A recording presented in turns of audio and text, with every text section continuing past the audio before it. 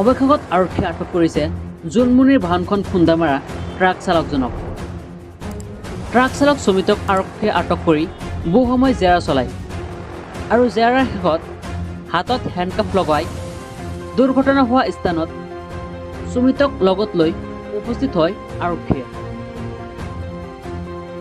দুৰ্ঘটনা হোৱা স্থানত উপস্থিত হৈ ট্ৰাক চালক সুমিতে দেখুৱাইছে আৰক্ষীক ক'ত আৰু কেনেকৈ এক্সিডেণ্ট হৈছিল এছআই জোনমনি ৰাভাৰ বাহনখন।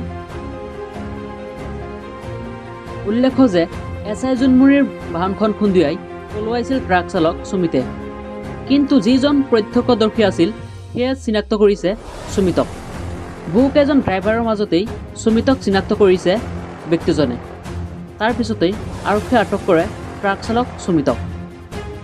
বৰ্তমান উপস্থিত হৈছে যিখন ঠাইত এছআই জোনমনি ৰাভাৰ বাহনখন দুৰ্ঘটনাগ্ৰস্ত হৈছিল সেইখন ঠাইতে উপস্থিত হৈছে ট্ৰাক চালক সুমিত লগতে আৰক্ষী বিষয়াসকল।